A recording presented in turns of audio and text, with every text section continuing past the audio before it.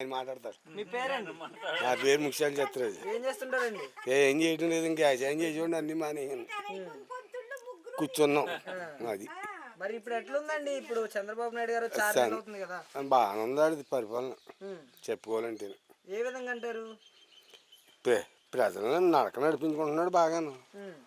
అసలుకి ప్రజలకు ఉపయోగకరంగానే లేదు ఈ గవర్నమెంట్ అనేసి మాట్లాడుతున్నారు కదా వైసీపీ వాళ్ళు.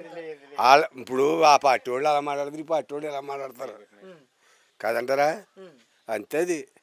అంటే ఇప్పుడు 6 గ్యారెంటీలు అని చెప్పారు కదా బాబు గారు, గ్యారెంటీల పరిస్థితి ఏమైంది? చేసాడు కదా, బాగా చేసాడు కదా. ఇప్పుడు మట్టుకి ఇప్పుడు పింఛను పెంచాడు, గ్యాస్ బండి ఇస్తాడు, ఇచ్చాడు.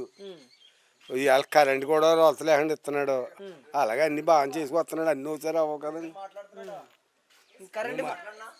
కరెంటు బిల్లు సంగతి ఏమైంది? కరెంటు బిల్లులు ఎంత వస్తున్నాయి? మాకు ఎక్కువ వస్తున్నాయి. అంటే ఇంతకు ముందు గవర్నమెంట్ ఎట్లుండే? అందులోనే వచ్చేది 1100 వచ్చింది మాకు. ఈ ఉచిత సంగతి ఏమంటారు మరి?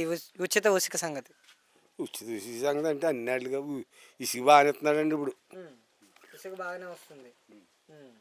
అంటే ఇప్పుడు పవన్ కళ్యాణ్ గారు డిప్యూటీ సీఎంగా ఛార్జ్ తీసుకున్నారు కదా, ఈయన వచ్చిన తర్వాత ఎట్లా చేస్తుండే ఈయన? అయినా ఆయన అప్పుడే బయటకి ఎక్కడ వస్తుంది?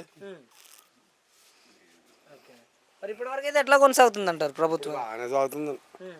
మరి రైతుల పరిస్థితి ఎట్లుంది? రైతులు అంటారా, రైతులకి ఇంక ఏం చేయించకుండా వచ్చేస్తాయండి. రైతులకే నేను చేతి వస్తుంది, చేయింది ఏమొస్తుంది, అలాగా ఉందండి. మరి పింఛన్ల సంగతి ఎట్లుంది? ఎట్లా పింఛన్లు బాగా ఇచ్చేస్తున్నాడు. కరెక్ట్ టైంకి పింఛన్ మాత్రం తెల్లవారుజామున వచ్చి ఇచ్చేస్తున్నాడు.